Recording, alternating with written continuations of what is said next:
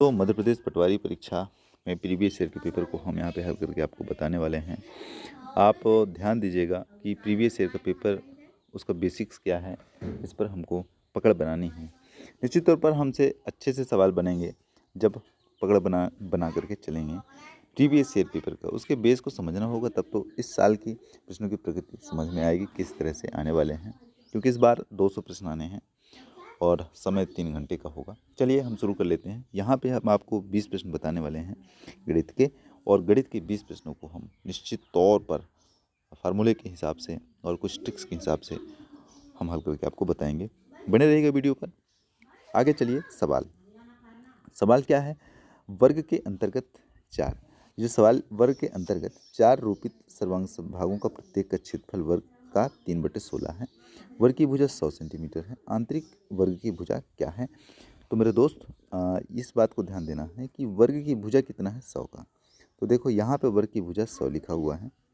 तो जब वर्ग की भुजा 100 है हमारे पास, तो कह रहा है आंतरिक वर्ग की भुजा कितनी है।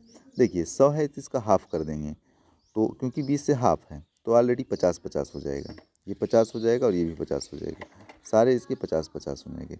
मेरे दोस्त, जब ये 50-50 हो जाएगा तो इसका हाफ अंदर वाला 25-25 हो जाएगा, अंदर वाला भी 25-25 हो जाएगा।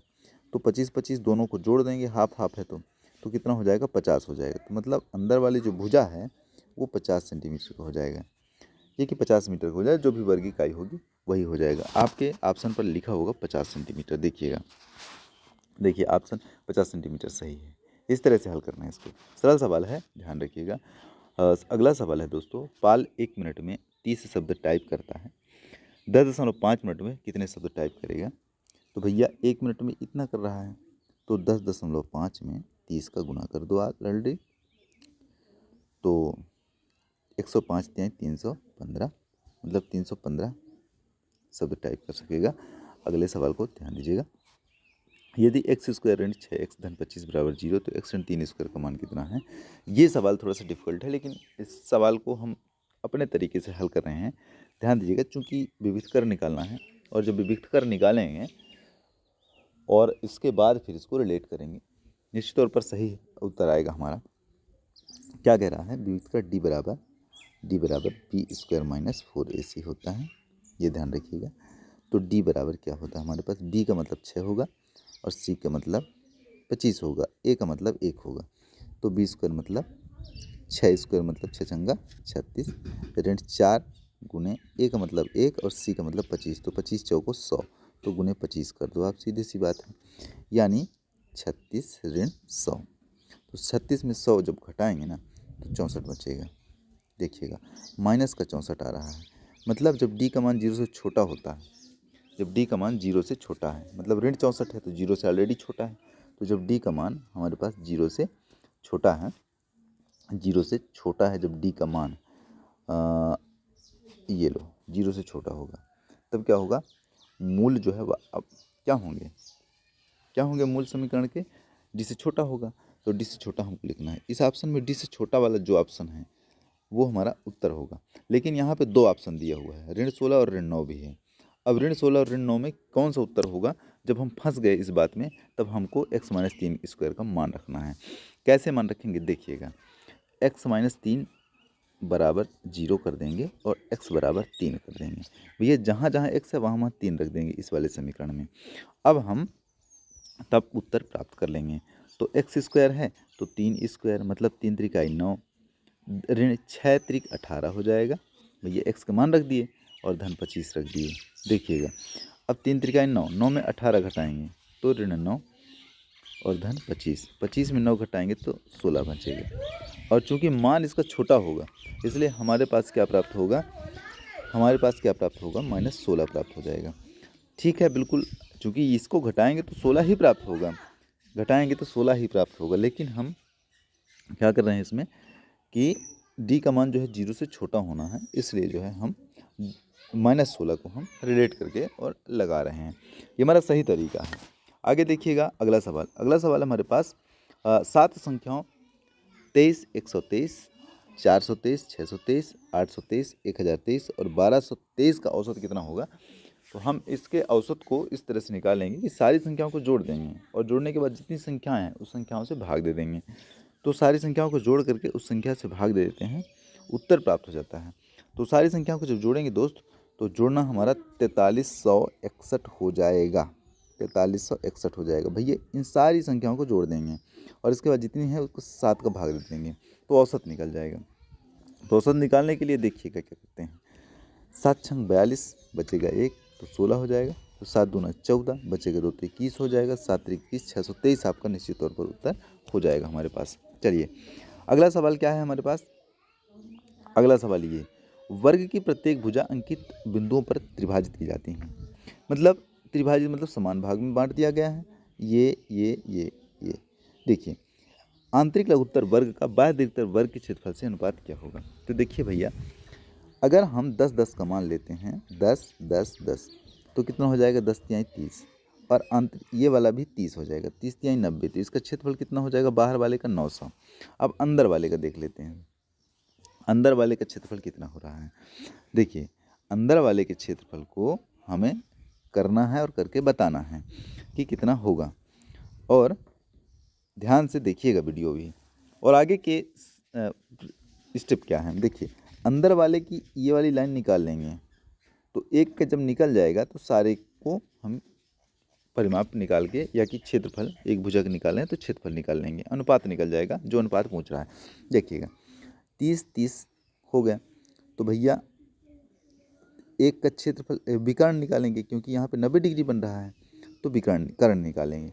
तो जब कर्ण निकालेंगे तो कर्ण का वर्ग बराबर लंब का वर्ग, मतलब 10 और 10 20, तो 20 का वर्ग धन 10 का वर्ग, तो 20-20 400 धन 10 दाम 100, मतलब कितना हुआ 500 और अंडर रूट 500 होगा क्योंकि यहाँ पे कर्ण का वर्ग था और वर्ग हटाएंगे तो इधर अंडर रूट चला जाएगा, तो अंडर रूट 500 हो गया। तो भैया जब अंडर रूट 500 हो गया तो इसका क्षेत्रफल क्या होता है, भुजा गुणे भुजा, तो रूट 500 गुण रूट 500, रूट 500 गुणे रूट 500 बराबर 500 हो जाएगा। तो भैया देखो आप करोगे रूट 500 गुणे रूट 500, मतलब रूट 500 गुणे रूट 500, तो रूट 500 गुणे रूट 500 करोगे तो कितना हो जाएगा, 500 हो जाएगा। तो अनुपात कितना हो जाएगा, अंदर वाले का क्षेत्रफल 500 हो गया, बाहर वाले का पूरे का 900, तो 500 अनुपाते 900, मतलब 500 अनुपाते 900, 0 से 0 कैंसिल कर दोगे तो 5 अनुपाते 9 ये आपका उत्तर प्राप्त हो गया। ध्यान से देखिएगा, इस तरह का सरल सवाल है, कोई मुश्किल नहीं है ये। चलिए अगले सवाल पर चलते हैं। अगला सवाल 26 नंबर का है। एक समचतुर्भुज का क्षेत्रफल क्या होगा यदि उसके विकर्ण 22 सेंटीमीटर और 18 सेंटीमीटर है।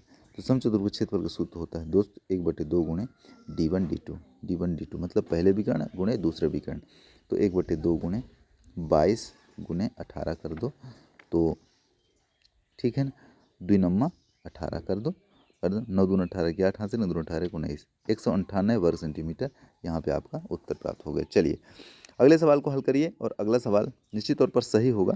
हम जिस तरह से देख रहे हैं, जिस दृश्य से देख रहे हैं उस दृश्य से बिल्कुल सही होगा, और अच्छे से हमको हल करना है जिससे तकलीफ़ ना हो आप लोगों को भी और हमें बताने में भी दिक्कत ना हो।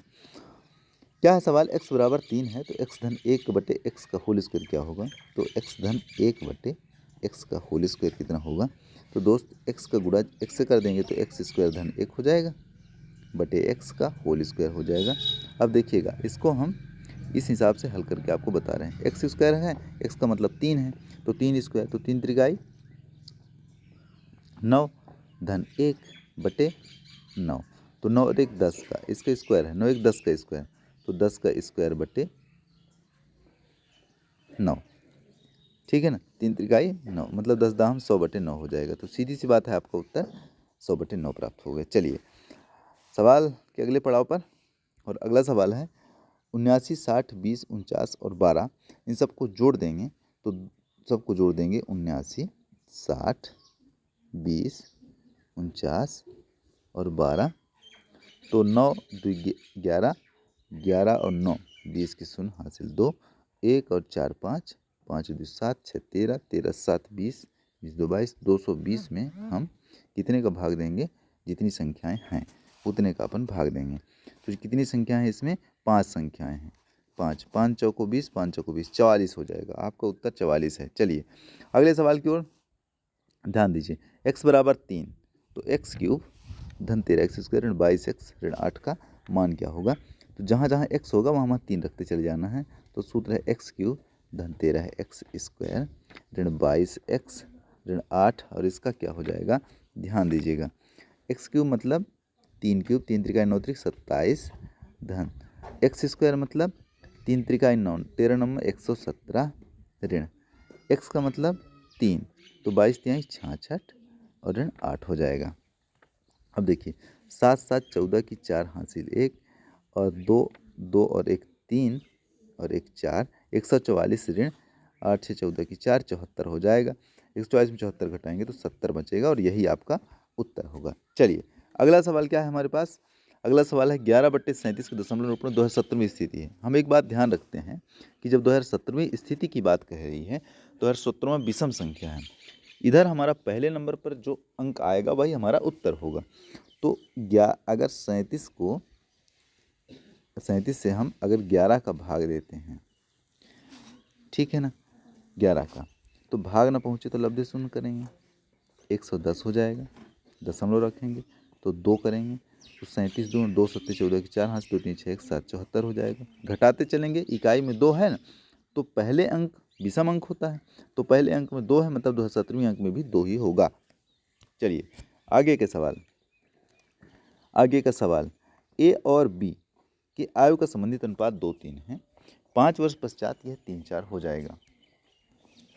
ठीक, अभी ए और बी की आयु का योगफल कितना है।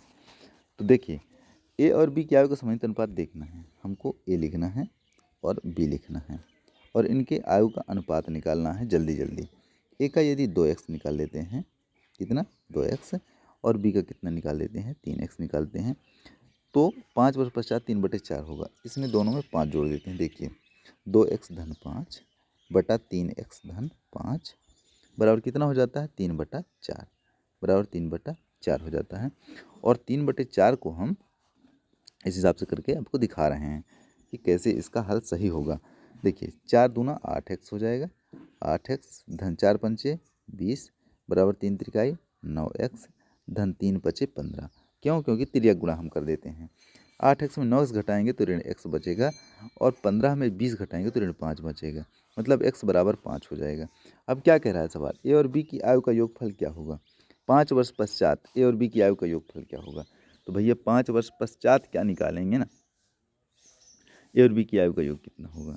तो 3 2 5 हो गए, 3x और 2x 5 हो गए, तो 5x, तो 5 गुने 5 करेंगे तो 25 वर्ष हो जाएगा।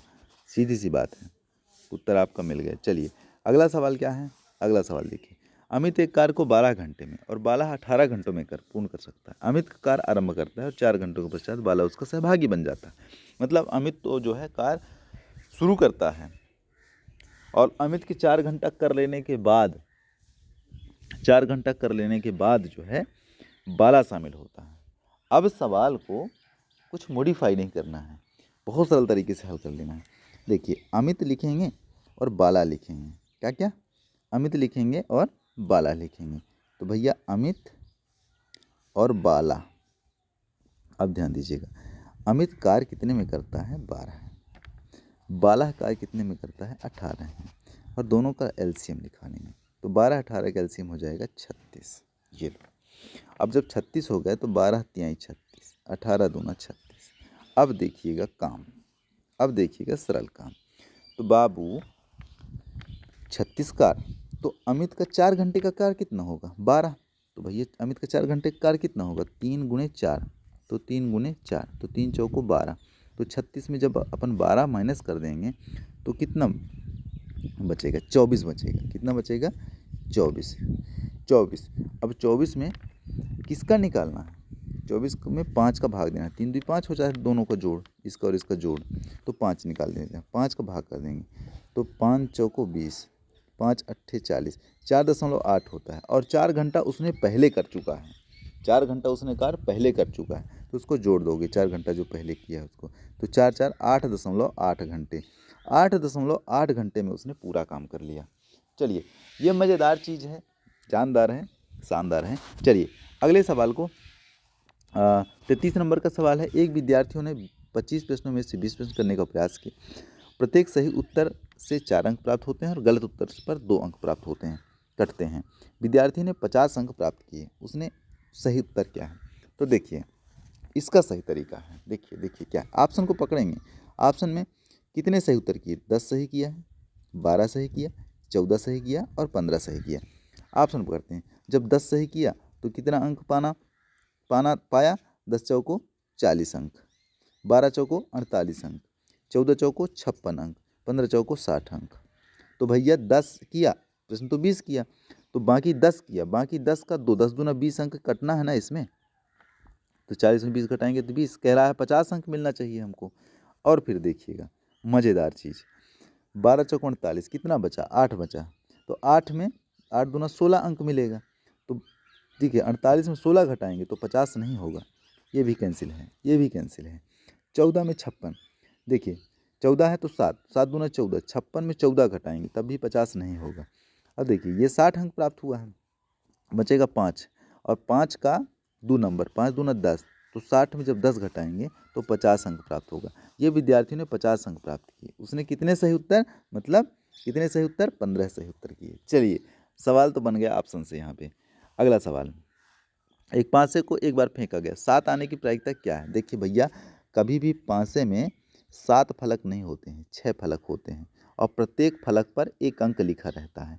अगर एक फलक पर 1, दूसरे फलक पर 2, तीसरे पर 3, चौथे पर 4, पाँचवें पर 5, छठवें पर 6 लिखा रहेगा, तो सातवां फलक कहाँ से तैयार होगा पासे पर? तो 7 फलक नहीं होते हैं, 6 फलक होते हैं। तो ऑलरेडी उसकी प्रायिकता शून्य होगी, क्योंकि फलक ही नहीं है उसमें, 7 फलक ही नहीं है उसमें, तो कैसे होगा? चलिए अगला सवाल, 35 नंबर का सवाल है। एक दुकानदार विक्रय मूल्य पर 30% की छूट प्रदान करता है। कितने पर? विक्रय मूल्य पर 30% छूट प्रदान करता है। वह नए मूल्य पर 20% की छूट प्रदान करता है। प्रारंभिक विक्रय मूल्य पर कितना छूट प्रदान करता है? अब इसको हम इस हिसाब से हल करेंगे कि सूत्र क्या है हमारा। दोस्तों सूत्र हल करने के लिए सरल है, ए धन बी धन ए बी बटा 100 करेंगे। और क्या है, ए हमारे पास कितना है? मान लो 30 है और बी हमारे पास 20 है। तो जब छूट प्रदान कर रहा है तो अपन को माइनस करना है। क्या करना है? छूट प्रदान कर रहा है तो अपन को माइनस करना है, तो माइनस कर देते हैं। तो ए का मतलब -30 -20, बी का मतलब धन, ए मतलब -30 गुने -20 बटा 100। उसी हिसाब का काम करेंगे जिस हिसाब का वो मान लिखा हुआ है। 0 से 0 को कैंसिल कर दो, 2 तिहाई 6, तो ऋण गुणे ऋण बराबर धन, तो 6 और यहाँ पे धन हो जाएगा। 30 20 50, तो ऋण 50। दोस्तों ऋण 50 में 6 घटाएंगे ना तो ऋण 44 बचेगा। अब 44 ऋण 44 क्यों आया? क्योंकि छूट दे रहे हैं अपन, लाभ प्राप्त करते तो धन आता, छूट दे रहे हैं इसलिए ऋण 44 प्राप्त हुआ है। तो हमारे पास कितना हो गया? ऋण 44%। और ये जो ऋण 44 है यही आपका उत्तर होगा 44% का, क्योंकि 44% हमको छूट मिल रही है। चलिए अगले सवाल की कंडीशन क्या देख रहे हैं। अगले सवाल की कंडीशन, एक व्यापारी अपने वस्तुओं पर लागत मूल्य से 50% अधिक अंकित करता है और उस पर 30% की छूट देता। आहा हा हा हा, क्या बात है। तो सेम सूत्र लगाएंगे, ए धन ए बी बटा 100, और इसे लगा करके हम आपको दिखा भी रहे हैं किस तरह से इसका उत्तर प्राप्त हो रहा है। ए मतलब 50 और बी मतलब 30, ध्यान दीजिएगा। अब चूंकि माइनस छूट दे रहा है इसलिए माइनस करेंगे, हम ऋण लगाएंगे तो -50 -30 धन ए बी मतलब -50 गुने -30 बटा 100, 2 जीरो से 5 तिहाई ऋण 15 हो जाएगा। ठीक है, ऋण ऋण धन हो जाएगा, धन 15 हो जाएगा। और 50 30 कितना हो जाएगा? 50 में 30 क्या कर देंगे? 50% अधिक अंकित कर रहा है और 30% की छूट दे रहा है। सॉरी दोस्तों, 50% अधिक कर रहा है तो धन करेंगे, और 50 में 30 घटाएंगे तो 20, और 20 में ये 15 50 में 30 का गुणा करेंगे तो 0 0 कट जाएगा नीचे से 100 वाले से, एक बार ध्यान दीजिएगा। 5 में देखिए तो 5 तिहाई ऋण 15 हो जाएगा। क्या हो जाएगा? ऋण 15। तो 20 में 15 घटाएंगे तो 5 आपका उत्तर हो जाएगा। बड़ी आसानी से और बड़ा सरलता से सवाल को आप हल कर सकते हैं। चलिए अगला नंबर का सवाल क्या है। दो संख्याओं का योगफल 528 है और एवं महत्तम समापवर्तक 33। ऐसी संख्याओं के युग्मों की संख्या। देखिए दोस्तों, ये एक नया तरीका आया है सवाल का, और इस तरीके को हम हल करेंगे, इस प्रश्न को हल करेंगे इस तरीके के माध्यम से, जिससे आपसे ये सवाल बनने लगे और बहुत सरलता से इसके हल हो जाएं। देखिए क्या करेंगे, 528 में अपन 33 का भाग देंगे। देखिए 528 में 33 का भाग देंगे तो जितनी अंक प्राप्त होगा उतने का जोड़े युग्म प्राप्त होगा। तो 33 से एक कम 33, ये 16 प्राप्त हो जाएगा आपका। कितना प्राप्त हो जाएगा? 16 प्राप्त हो जाएगा। हमको 16 प्राप्त होने वाले दोनों युग्मों का जोड़, मतलब ए धन बी, दो युग्मों का जोड़, पहली संख्या और दूसरी संख्या, दोनों का जोड़ 16 प्राप्त हो, ऐसे कितनी संख्याएं प्राप्त हो रही हैं? तो देखिए जो अभाज्य हों, ध्यान रखिएगा, जो अभाज्य हों वैसे कितनी संख्याएं प्राप्त हो रही हैं। तो मतलब 15 और 1 16, ये दोनों एक दूसरे से भाज्य हैं, एक संख्या प्राप्त हुआ। 14 और 15 16, 14 और 2 करेंगे तो 2 सत्ते 14 विभाज्य हो रहा है, 14 और 2 विभाज्य हो रहा है एक दूसरे से, तो इसको लेंगे नहीं, है ना। 13 3 16, ये लेंगे, ये दूसरा युग्म हो गया। और 12 4 16, 12 भी कट रहा है एक दूसरे से, इसलिए 12 को भी नहीं लेंगे। तो क्या लेंगे? 11 5 16, ये ले लेंगे, और 9 7 16 ये ले लेंगे, बाकी 8 8 16 कट जाएगा। तो कितनी संख्या? 1 2 3 4 संख्याएं प्राप्त हो रही हैं। 4 युग्म ऐसे प्राप्त हो रहे हैं जिनका मासा 33 होगा, ठीक है ना। चलिए आगे के सवाल पर। 5x की उपधन 4x स्क्वायर धन 7x ऋण 3 की कोटि कितनी है? तो कोटि मतलब उसकी घात कितनी है, जितनी घात होगी वही हमारा उत्तर होगा। तो इसमें घात 3 लिखा हुआ है, तो निश्चित रूप से सबसे बड़ा घात जो है वही हमारा उत्तर होगा। तो ऑलरेडी बड़ा सरल चीज़ है, इसमें कुछ करने की ज़रूरत नहीं है। आगे चलिए, आगे क्या है? वही न्यूनतम संख्या जो एक पूर्ण वर्ग है, 4 5 6 एवं 9 से विभाज्य है। और दोस्तों 4 5 6 एवं 9 से विभाज्य होने वाली जो संख्या है उसको हमको काम करना है, 4 5 6 और 9 का लघुत्तम निकालना है। तो मेरे दोस्त जैसे लघुत्तम निकालते हैं 4 5 6 और 9 का, तो इसका लघुत्तम हो जाता है 180। तो भैया 180 का एलसीएम जो आ गया ना, 180 के एलसीएम को हम निकालेंगे, भाग देंगे उस पूर्ण वर्ग संख्या से जो विभाज्य हो जाए। तो वह पूर्ण वर्ग संख्या हमारे पास है, कौन कौन सा है? एक तो 225 है, और याद कि 900 है। 270 कोई वर्ग नहीं है, और 1080 कोई वर्ग संख्या नहीं है। तो हमारे पास दो ऑप्शन बच रहे हैं, कौन कौन से? या तो 225 का या तो 900 का। तो भैया 225 80 से 180 से विभाज्य नहीं हो रहा है, सिर्फ 900 ही 180 से विभाज्य हो रहा है। तो निश्चित तौर पर हमारा 900 उत्तर होगा, इसमें कोई दो राय की बात नहीं है। आगे कंडीशन को इसी तरह से लगाएंगे, लेकिन अगला कंडीशन क्या है हमारा प्रश्नों का, ये हमको देखना पड़ेगा। चलिए बहुत बहुत शुक्रिया वीडियो देखने के लिए, धन्यवाद। आप इसी तरह से हमें प्यार देते रहिए, और आपके लिए अगर उपयोगी है तो हमारे चैनल को सब्सक्राइब कीजिए, वीडियो को लाइक कीजिए, शेयर कीजिए तथा कमेंट करना बिल्कुल ना भूलिए, जिससे और उपयोगी जानकारी हम आप तक उपलब्ध कराते रहें। बहुत बहुत शुक्रिया।